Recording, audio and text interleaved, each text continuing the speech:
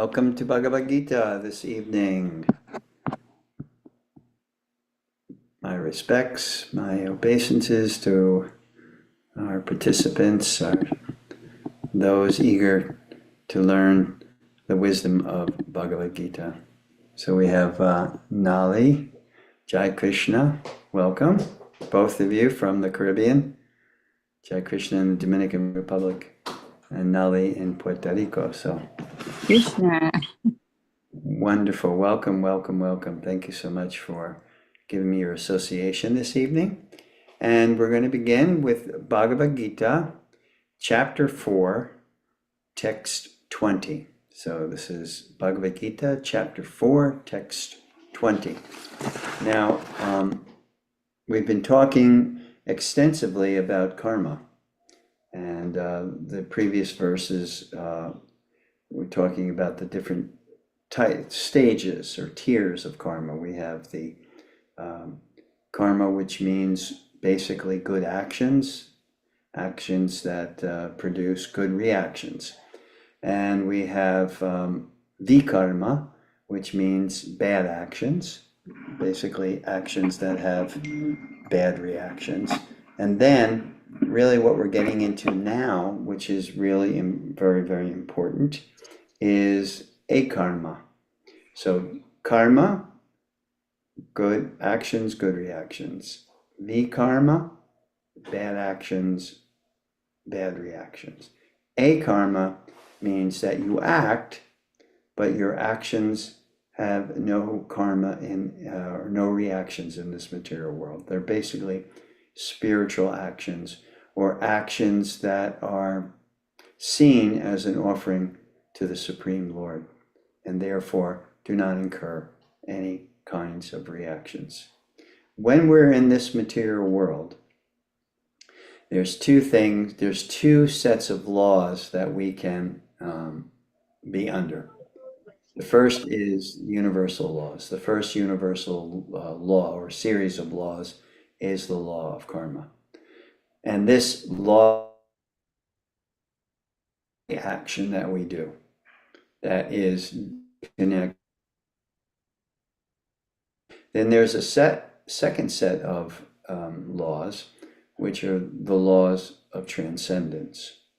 And this is given to us by the Supreme Lord himself, Krishna, who describes it in the Bhagavad Gita as akarmic activities or actions that are an offering, a sacrifice to the Supreme, and therefore have no reactions.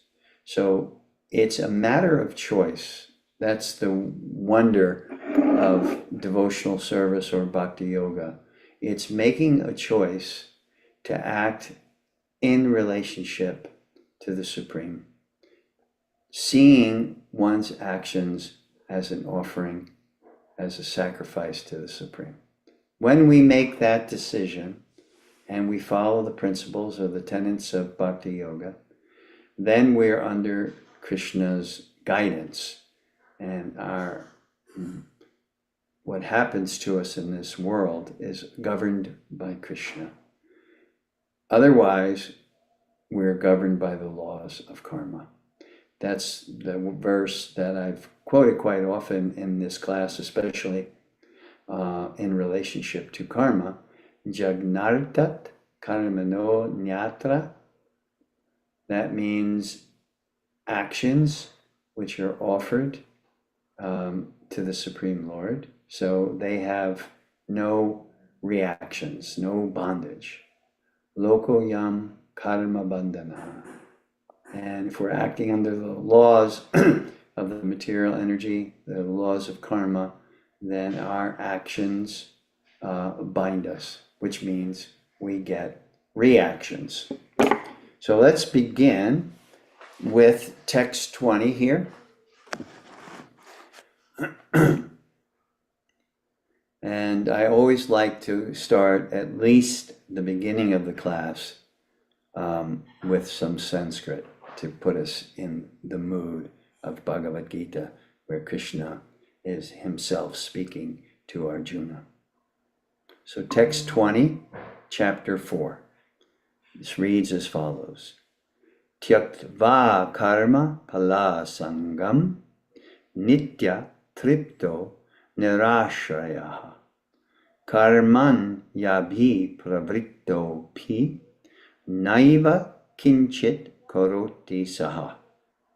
And the translation into English reads as follows: abandoning all attachment to the results of his activities, ever satisfied and independent, he performs no fruitive action, although engaged in all kinds of undertakings.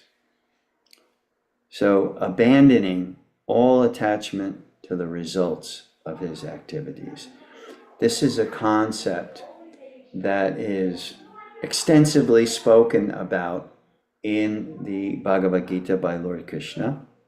And Krishna tries to give us the understanding that we don't need to give up the material world. We don't necessarily mean that we stop action. We have the setting in the first chapter of Bhagavad Gita. The setting is Arjuna on the battlefield of Kurukshetra, Arjuna seeing all those relatives and friends that he has to fight on the battlefield of Kurukshetra, and he becomes bewildered, and as a result of his bewilderment, he's thinking it's better not to fight at all. And when he does, and when he makes this decision, he becomes morose, depressed. So in this feeling of moroseness, he decides, I'm not going to do my duty as a Kshatriya, as a warrior. I'm just going to go to the Himalayas and do meditation. So that is the setting. And so Krishna here, he's talking extensively about why that is not what he should be doing, Arjuna. Arjuna is actually the representative of humanity, because in humanity we are quite often bewildered about what we should do or not do, what is proper to do and what is improper to do. To get that straight is a very difficult thing to do. But Krishna here, now after he's discussed extensively about karma, he's reiterating the point, abandoning all attachments to the results of his activities, ever satisfied. So Krishna is giving a list here. If you abandon attachment to the results of your activities, he doesn't say that you abandon your activities. You stop doing what you're supposed to be doing. You stop doing your dharma. Just that's what he told Arjuna. Don't stop doing your dharma as a Kshatriya. Do your dharma, but do it as an offering to me.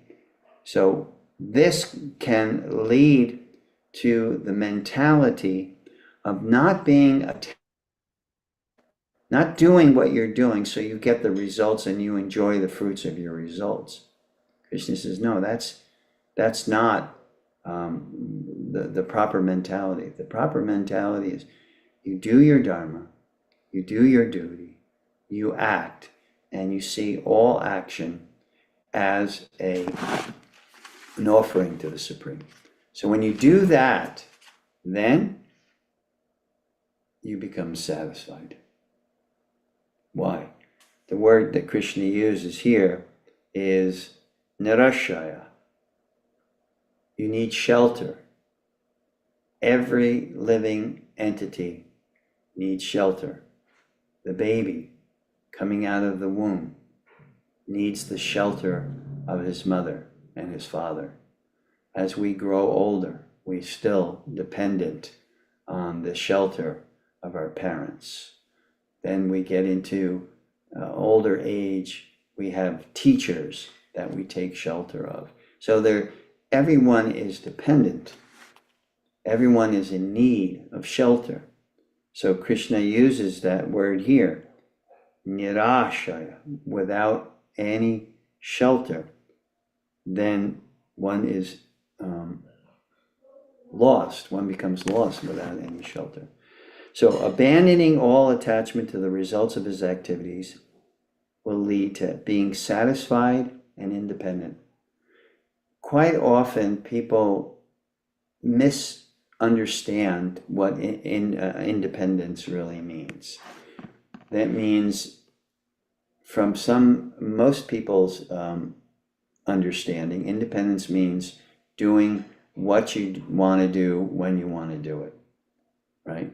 That means I'm an independent person, that I'm free to act any way that I want to act. But Krishna does not. He says the regulative principles of freedom in earlier chapters, which means there is a lifestyle, a mode of behavior, and understanding and intelligence that develops, that allows us to have the ability, the awareness, the presence of mind to act in such a way that we can always see our actions as service or in service to the Supreme Lord. So, ever satisfied, independent, he performs no fruitive action, although engaged in all kinds of undertakings. Let's use an example of a person who is detached. Not necessarily a spiritual person, but let's take a job, for instance. When you go to the bank, right? If you are dealing with a teller. Now, if you give that teller $5,000 to deposit in your account, is that teller joyous? Oh, $5,000. Even if you gave that teller 10,000 or 100,000, is that teller joyous because of receiving this money?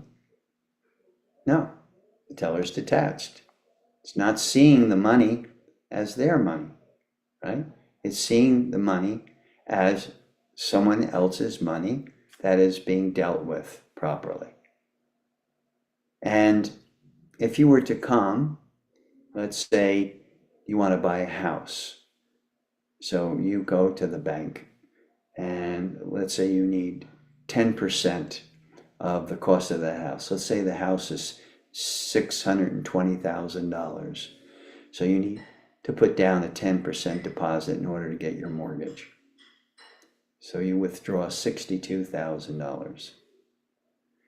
What's the teller's reaction? Giving out $62,000. It's the same as the reaction when she's getting, your $5,000 or your $10,000 deposit. Equipoised, not attached to receiving lots of money, not attached to giving out lots of money.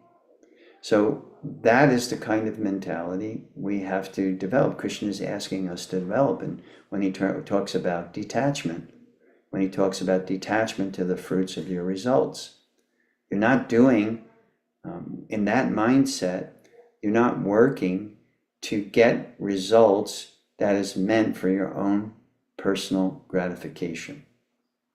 This is what Krishna is describing in the second chapter when he's talking about yoga. Not to be attached to enjoying the fruits or the results of your actions. That is karma kaushalam. Krishna talks about yoga in the second chapter. He describes it two ways: samatvam, and that means steady, equipoised, stable, and the other word he uses is karma kaushalam, and that means free from the attachment to the fruits of your action for your own enjoyment. This is the way Krishna first describes yoga in the Bhagavad Gita. And when we get onto other yoga systems that Krishna will talk about, bhakti in particular, then what is bhakti? How do we become detached from the mindset or the mentality of working, getting results, and then having those results for your enjoyment? How do we get detached from that?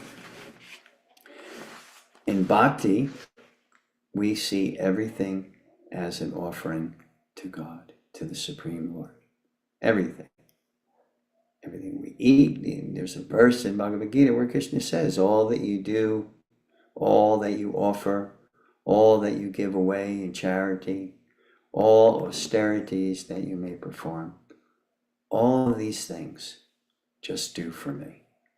And in that way, Krishna gives us the hint of how we can have this attitude, abandoning all attachment to the results. Then one becomes satisfied, self-satisfied, and independent. The independence means I'm not dependent on working for my enjoyment. I'm doing it as a sense of duty and as a sense of offering. So that's text 21. Let's move on to, text 20. We'll move on to text 21, where Krishna says, again in Sanskrit, Nirasir yata chitatmam tyakta sarva parigraha shariram kevalam karma kurvam napnoti kilbisham. And the translation given to us is, such a man of understanding acts with mind and intelligence perfectly controlled. The word Krishna uses here is nirasi. Nirasi. So asi means desires. Nirasi means no desire, without desire for the result. So again, Krishna is reiterating the same point. Do not have a desire for the result, so that's for your enjoyment. And such a man of understanding, so Krishna is saying this is a real intelligence. When we understand this principle and we act according to this principle, acts with mind and intelligence perfectly controlled. One of the principal aspects of yoga is to have a controlled mind. When the mind is under control, samatvam, equipoised, steady, determined, stable, when the mind is like that, then given up all sense of proprietorship over his possessions. This is spoken about by Rupa Goswami in the Bhakti Rasamrita Sindhu. He describes renunciation as being free from possessiveness. So Krishna describes that also. Gives up all sense of proprietorship over his possessions. It doesn't mean we don't have a car. It doesn't mean we don't have a house. It doesn't mean that we don't have possessions. But how you see those possessions and how you treat those possessions. If you have a possessive mindset, then this is what Krishna is talking about. That way you will become attached, and that way you will suffer. So give up the sense of proprietorship or ownership of your possessions. See that as the mercy of God. That only comes through the attitude of gratitude. See that. This is the blessing. Everything that the Lord is giving me is a blessing. And acts only for the bare necessities of life. It's not that we don't act to eat. We don't act to live in a house. We don't act so we have a car. What Krishna is describing here is, if your life becomes entangled with the pursuit of excess, if you become entangled in that pursuit, then you'll develop attachments and desires, because once you get the job that you want, then you'll get used to, buying things when, and that leads you to have a desire for more and more. The word nirasir here, Krishna is saying, is without desire. So desire, when we have desires, it takes us out of the present. Desire is always pushing us to the future. I want this, I want that. Those desires. So Krishna is saying here, this is a man, this is a person with intelligence, that they act, and according to their action, there will be results, and those results are accepted gratefully, but we don't necessarily push ourselves to get more and more and more, to get into that ensnarement or that trap of, I have a nice 3-bedroom, 2-bathroom house. Wouldn't it be nicer to have a bigger house in a gated community? Things start to snowball. Desires have a tendency to snowball, and those desires snowballing like that creates the entanglement and the ensuing attachment. So Krishna says, just work for what you need. This is happiness. It's funny, like in the United States, we have a tendency to look at countries like India, for instance, as a poor country where people are starving, where people are miserable. But when you go to India, I remember, many years ago going to Vrindavan. Now it's kind of like a hustle and bustle, but when I first started going to Vrindavan in 1976 was my first visit there. Yeah, the external appearance was one of, looked like poverty. People living in very, very humble dwellings, and children. But I saw a kind of satisfaction. People living this simple, humble lifestyle. But, they were like out in front of their shelters, whether it was a little cottage or a hut or whatever, sitting on cots, these cots that are made of wicker, like wicker cots. And they were talking to each other, and they were laughing, and they were having a good time. And quite often I would see children, playing on mounds of dirt, not with toys, maybe with sticks, or something that they found on the side of the road. And the children were laughing and having a good time. So it was obvious that their condition, their economic condition, was not restricting them from being happy. On the other hand, I remember when I lived in New Jersey, this one family that we became friends with, they weren't necessarily devotees of Krishna, but we became friends with. They had a child that was near my child's age. So we became friends, and one time we went over their house, and it was an enormous house, big and beautiful.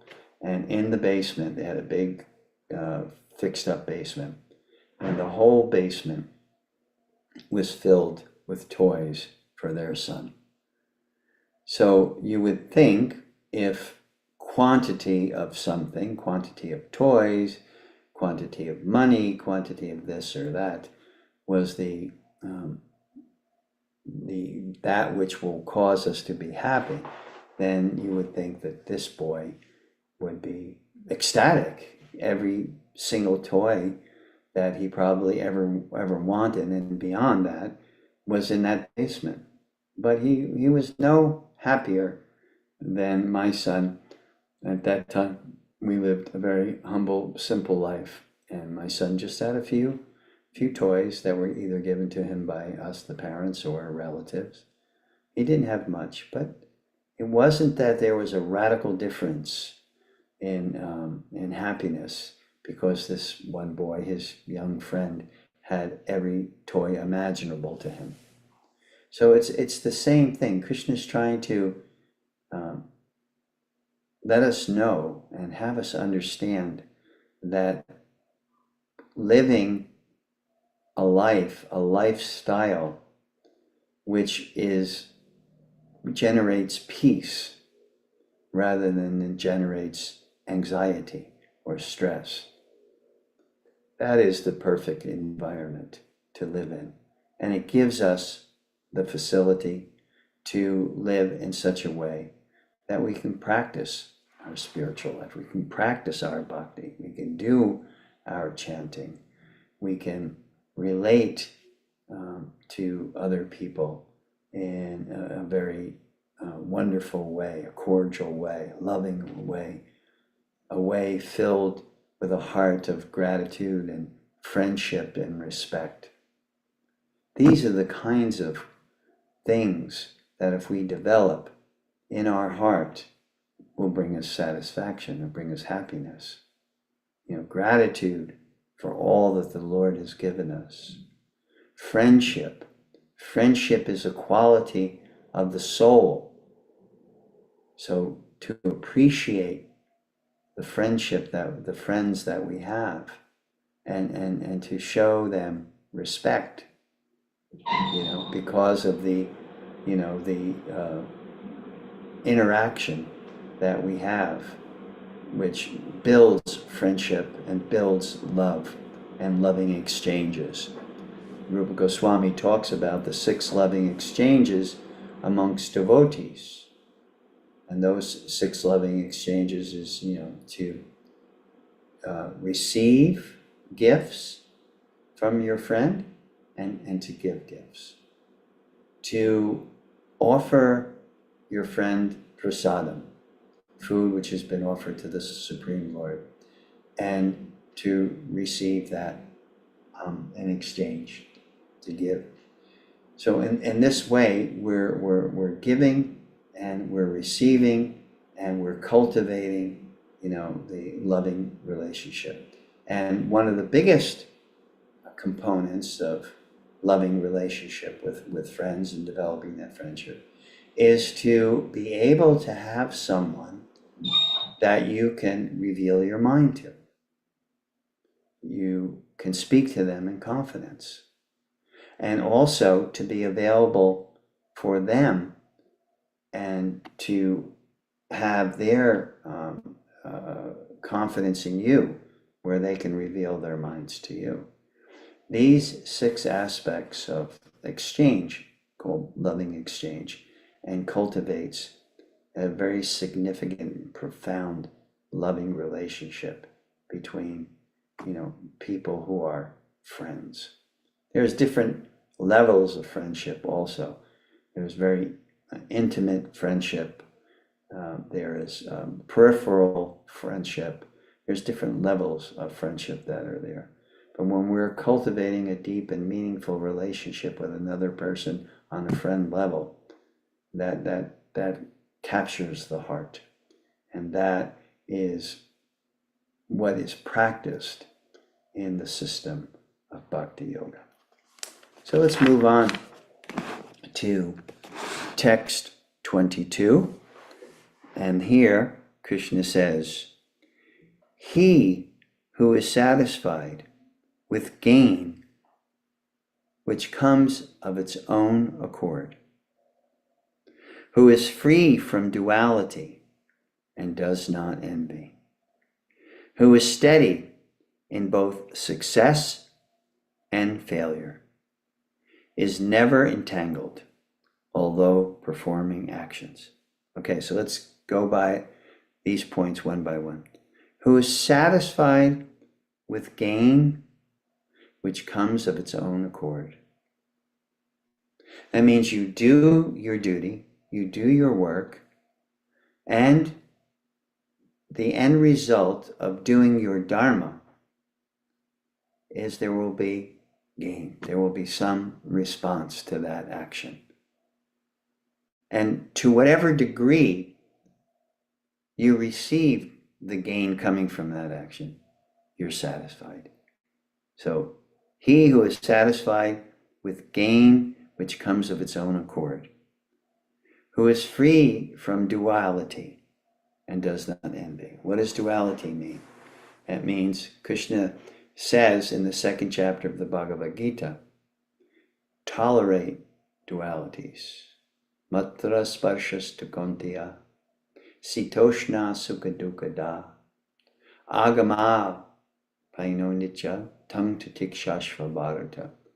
That just like there is the heat of summer and the cold of winter, except if you live in the Caribbean or other warm places like Jai Krishna and Nali, there's not so much cold in winter, but there are dualities, you see, which come in life. Changes of season, heat, cold, happiness, distress, all of these things are considered duality.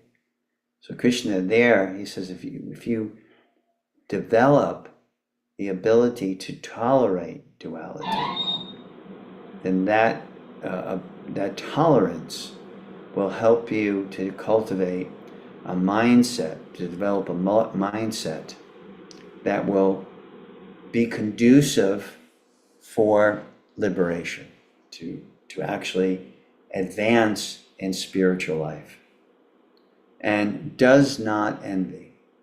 What does Krishna tell Arjuna in the 9th chapter? Idam tute guyotamam pravaksham yanasuyave.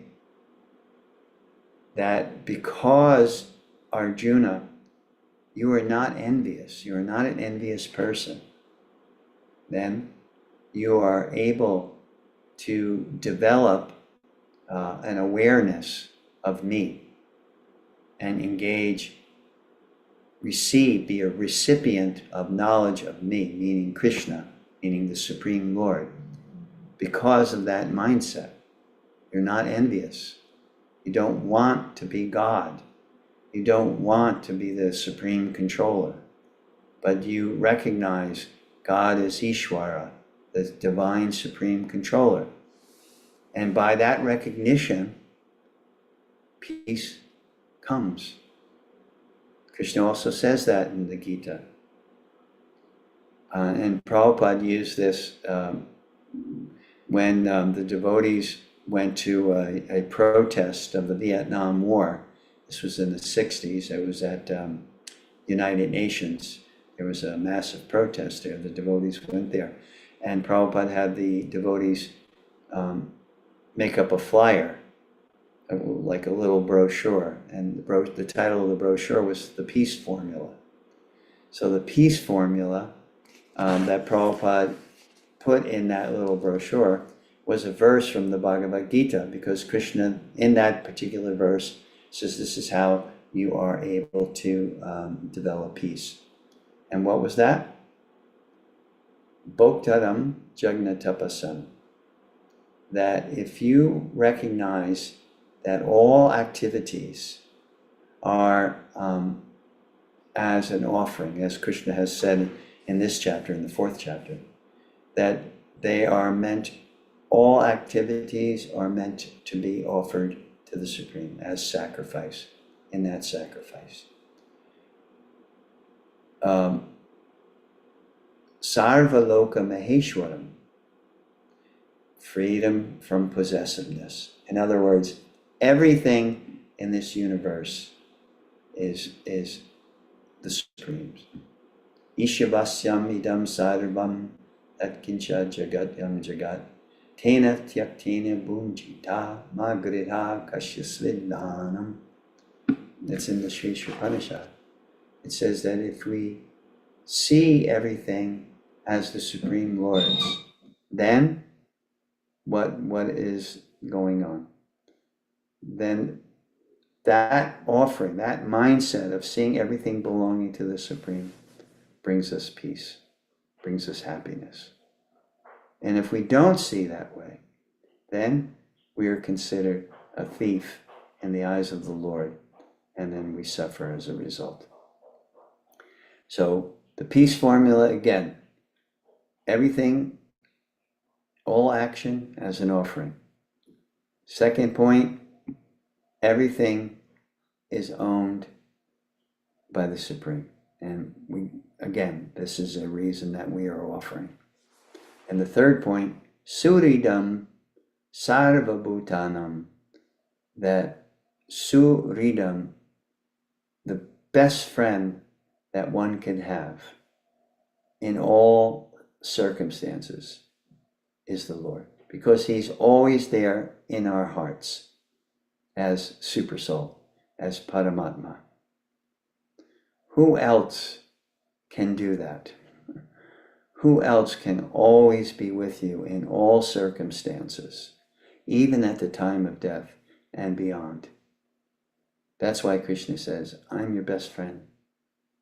So these 3 points, again, Bhoktanam Jagna Tapasam, all actions, all sacrifices are meant for God's enjoyment.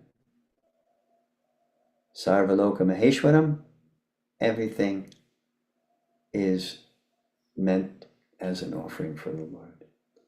And Suridam Sarvabhutanam, then he is the best friend for all living entities. When we recognize those 3 principles, then yaj gyatva shantim rishtati, then we have knowledge of the peace that comes as a result of that mindset. So this is the peace formula that Prabhupada has pointed out in the Bhagavad Gita. And Krishna is telling us there that we're free from duality, we don't envy, we're steady in both success and failure, and never get entangled in this karmic action. Although performing action, we don't get entangled because we have developed this mindset of detachment to enjoying the fruits of our actions. So, moving on to text 23. The work of a man who is unattached to the modes of material nature and who is fully situated in transcendental knowledge merges entirely into transcendence. So Krishna is saying here, right? If you cultivate this detachment state of mind, then, and you don't act under the influence of the modes of material nature. And we've discussed this a lot also in our previous classes. Modes being sattva gun, rajagun, tamagun, goodness, passion, and ignorance. If we're not ensnared or entangled in the modes of material nature, and that can only be done when we're doing these actions as an offering to the Supreme. That's how we become free from the modes of material nature. We become disentangled. And so Krishna says here, we become detached from the modes of material nature and will become fully situated in transcendental knowledge. And then we enter into transcendence, into a transcendental state of mind.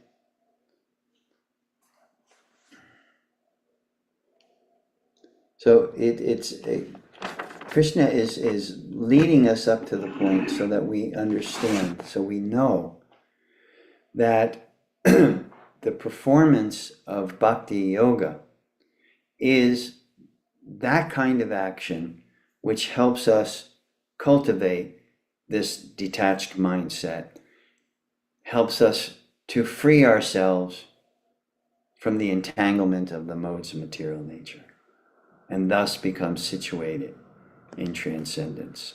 All that we do in bhakti, all the various limbs of bhakti, and there are 5 very powerful limbs, meaning things that we can do in the yoga system of bhakti. So that's the point. The whole point is to develop or cultivate a system, a regulation that will help us to become detached, that will help us to become free from the influence of the modes of material nature. And that, Krishna says, through Rupa Goswami in the Bhakti Rasamrita Sindhu, that chanting is the first and foremost aspect of bhakti that we must perform. And this chanting process is so powerful, and it can be done individually, independently, through the form of japa, chanting on our beads, chanting in meditation, and it can be done congregationally in the form of kirtan. So it's very, very powerful.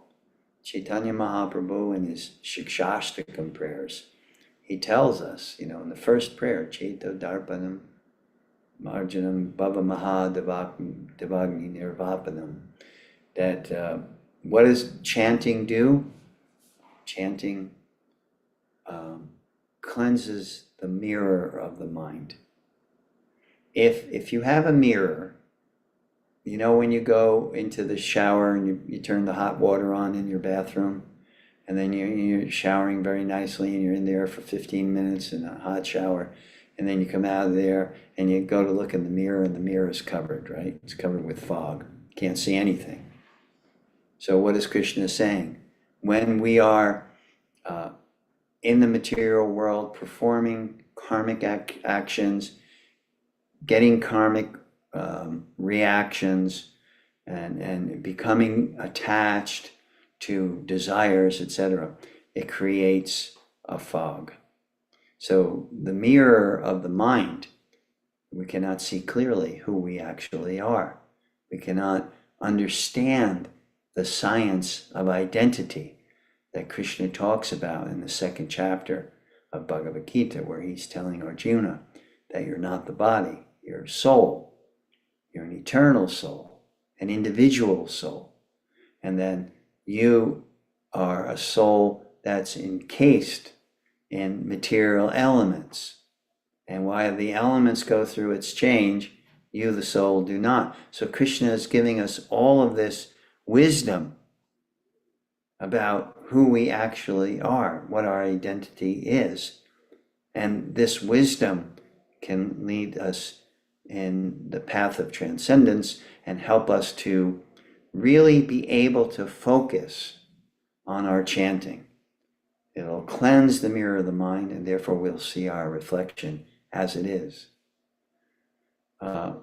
It helps us to become free from suffering, the miseries, the burning of the material world.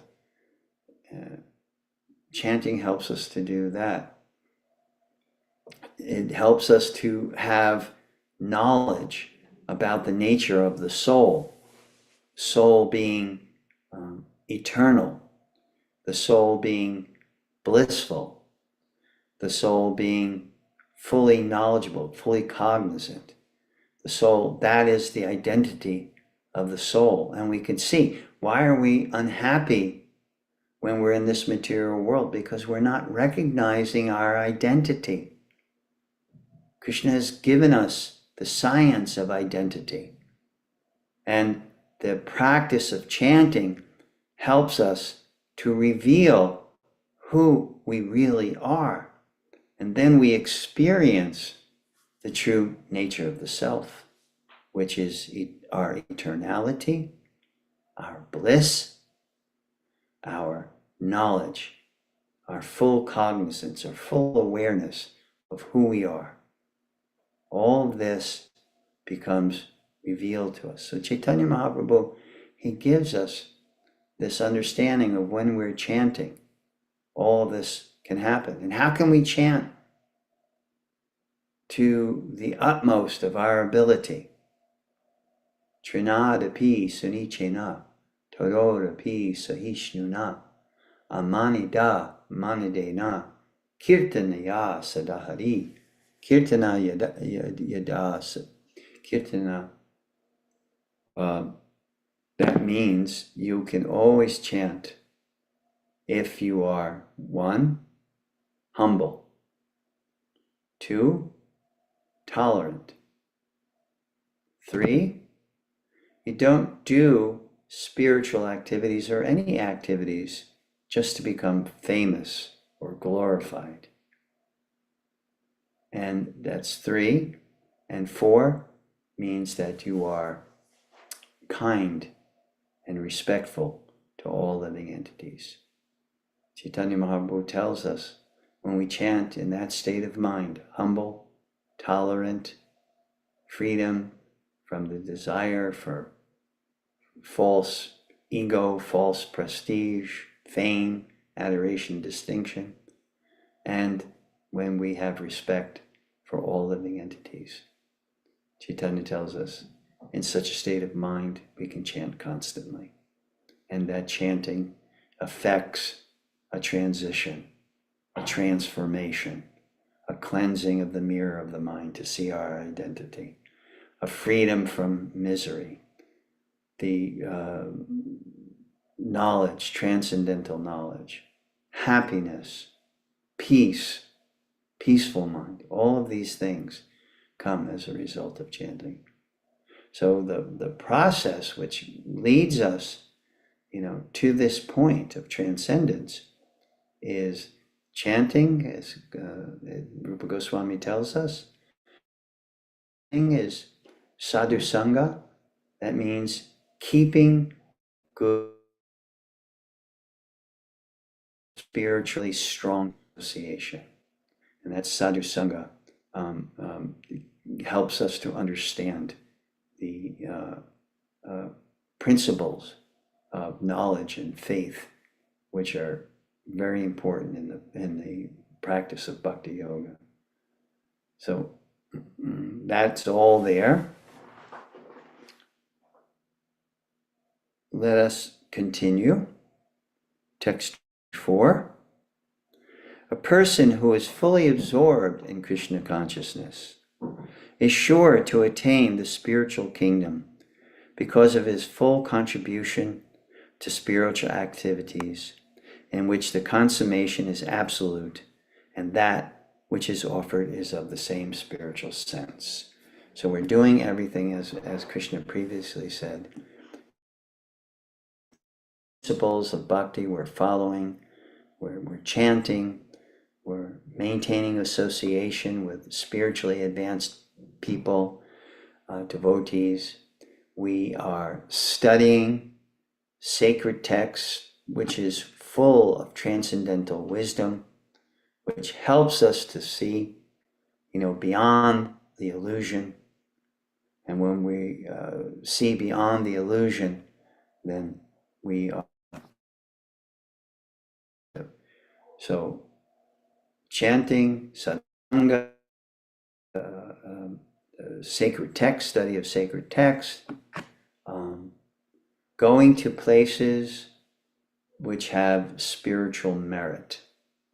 They are called in Sanskrit tirthas, holy places. And holy places are places where saintly, advanced people reside, or where when Krishna in his various incarnations, they descended to these particular places and infused them with spiritual potency. So that's the 4th. Chanting, sadhu sangha, sacred text, going to a holy place. The point of going to a holy place is purification of the heart, so that we also make our heart a holy place. So therefore, anywhere that we go, we are carrying the heart, which is a holy place. And in that holy place resides the Supreme Lord. So that's the fourth. And the fifth is there are different rituals in bhakti which help us to remember our relationship with God. Rituals like deities and meditating on the form and doing arti and doing service offering. First is offered to the Lord in an act of sacrifice. All of these things are there. If one regularly incorporates that into their life, regularly, with determination, that is called sadhana. And it is that sadhana that which makes us spiritually pure in heart and helps us to merge into transcendence, into a transcendental mindset, a transcendental heart. And all that we do as a result of that feeling, that mindset, is in relationship to God and helping others to find their relationship. So it becomes, it leads us towards the path of selflessness. Selflessness means that we really have the well-being of others in mind when we act, so that we can help them to also come or connect with God. That's yoga. Yoga means to link up, to connect, union with the Supreme. That is the literal meaning of yoga. So we'll read one more verse, text 25, and then if anyone has any questions, so jot your questions down if you have any. So this is text 25 of the fourth chapter of Bhagavad Gita, which reads as follows. Some yogis perfectly worship the demigods by offering different sacrifices to them. And some offer sacrifices in the fire of Supreme Brahman. I'm going to read further. This is 26. Some sacrificing the brahmacharis, the celibate monks, sacrifice the hearing process and the senses in the fire of mental control. So here, Krishna is giving us an understanding of how a person is performing sacrifice. Some are offering different sacrifices to demigods, and others who are more intelligent are offering sacrifices to the Supreme God. So in this way, and others, the regulated householders means people like us that are married and have children and have a duty to society, etc. Sacrifice the objects of the senses in the fire of the senses, which means that even though we have the liberty for enjoyment, we have children, we enjoy that, we have a wife, or a wife has the husband, and we experience pleasure in that relationship. But still Krishna is saying here, cultivating the mindset that everything is in relationship. I am raising these children so that they can understand their connection to God and actually have a happy and peaceful life. That I will help my wife, and my wife will help me to create an environment for the two of us so that we can advance spiritually. So Krishna is saying that this is the type of sacrifices that one can do no matter what station of life that they're in. Others, this is 27, who are interested in achieving self-realization through control of the mind and senses, offer the functions of all the senses and of the life breath as oblations into the fire of the controlled mind. So that we are achieving self-realization through the control of the mind and senses. And that is our offering. Again, when Krishna says, offer all that you do, all that you offer, all that you give away, all austerities, etc., this is what he's meaning. Whatever path that you take, that you are on virtue of the mercy of the Supreme, then everything becomes an offering according to the station of life that you are in.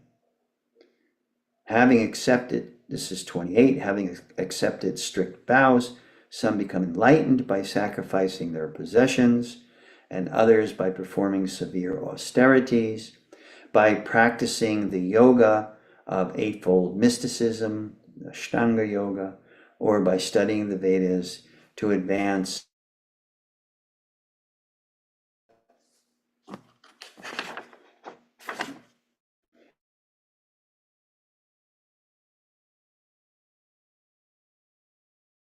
to remain trance, that's pranayama, practiced by offering the movement of the outgoing breath into the incoming, and the incoming breath into the outgoing, and thus at last remain in trance, stopping all breathing, and solely and wholly in meditation or samadhi on the Supreme. Others, curtailing the eating process, offer the outgoing breath into itself as a sacrifice. So we'll stop here.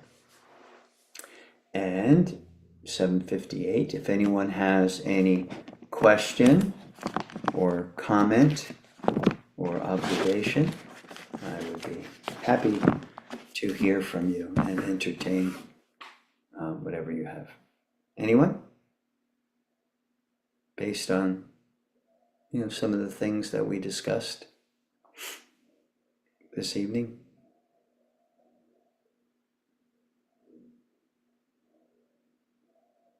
We just went to a nice festival.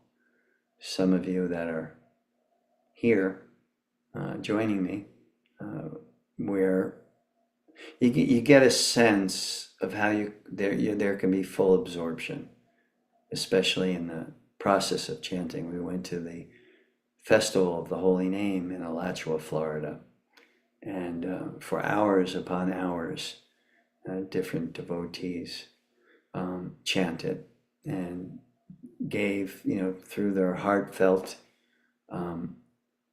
sharing of the chanting of the Holy Name. It was really wonderful. We chanted the Hare Krishna mantra. I was there with some good friends, Shaktiman and Srijan and his wife Priyanka, and Nitai Gore, and Bhakta Justin, who used to live down here, who now lives there. And we all chanted together, and it was very, very wonderful. And you see, time just flies, and there's no ego involved. We just chanted, and people were there, lots of people, and everybody together congregationally chanting. So these methods of performing sadhana brings us close to that full absorption that Krishna is talking about. So no one has any questions this evening? No observations? If not, then I'll let you all go. I know you're busy, and we'll have class next week, of course, Tuesday.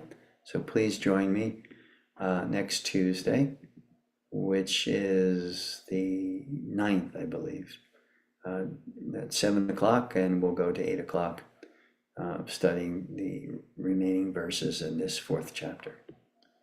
So you all have a happy, healthy, and holy week. I appreciate your association. And until we see each other again, some will see maybe Thursday night for our Thursday night kirtan, or I think this weekend at the Sartori Center, there's going to be a nice congregational session. So if I don't see you on Thursday, maybe I'll see you on Saturday, I believe it is. It's either Saturday or Sunday. Okay, and for those of you that are down in the Caribbean, I will be there December 25th through the 29th and celebrating the Puerto Rico Rath Yatra for Lord Jagannath. So Nali, please mark that on your schedule on the 27th of December. There will be a parade and kirtan for Lord Jagannath in Old San Juan. All right, nice. Did you know that, Nali? Yes, yes. Okay, good. So I'll be there. I don't know if you knew that, but I'll be there, and I look forward to seeing you and all my beautiful friends there in Puerto Rico. Oh, very nice. Okay. So, okay, everyone, have a happy, healthy, and holy week. Hare Krishna. Thank you. Thank you, Prabhu. Hare Krishna. Thank you.